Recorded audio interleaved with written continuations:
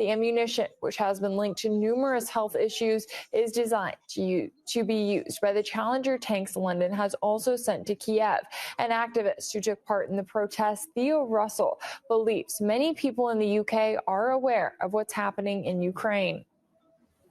We've organized an emergency protest against sending depleted uranium shells to Ukraine. We've done our best to communicate our protest to as wide an audience as possible, including newspapers like the Daily Telegraph, the Daily Mail, the Sunday Times, and various other newspapers. The activists who are here today have been protesting for 9 years since the coup in 2014 in Ukraine, asking for the British government to end its support for what we regarded even back then as an illegal regime. Britain has given billions in aid and military aid and economic aid to Ukraine at a time when the energy prices here have gone sky high.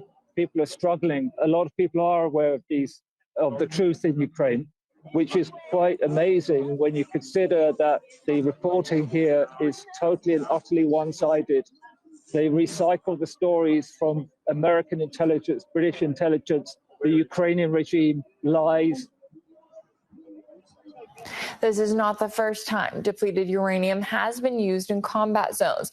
Both the UK and the US have a history with the controversial munitions. During the first Gulf War, the countries used hundreds of tons of the radioactive substance, and during the second conflict in 2003, thousands of tons were employed. Another vivid example is the Nato bombing of Yugoslavia in 1999, the consequences of which still impact people even now. We heard from a patient battling cancer who claims that depleted uranium was the root cause of his illness.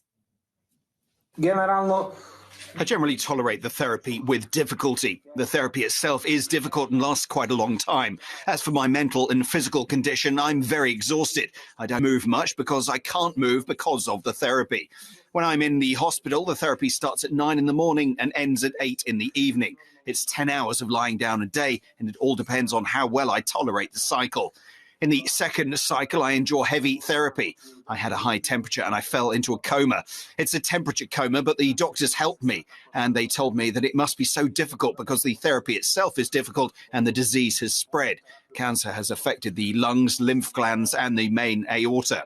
So I take a lot of medicine. I'm suspected that my illness is a consequence of the Nato bombing. And when I came to Belgrade, the doctors confirmed it to me that the bombing was the main cause of my illness and that it was a consequence of the bombing.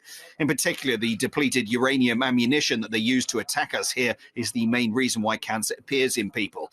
It is not clear to us what it is that affects the body, but the doctor explained to me that these are the consequences that appear after a certain number of years. They told me that I'm young, healthy and strong, and that's why I did not feel anything at the beginning. But later, the body subsides and a lot has accumulated in the body.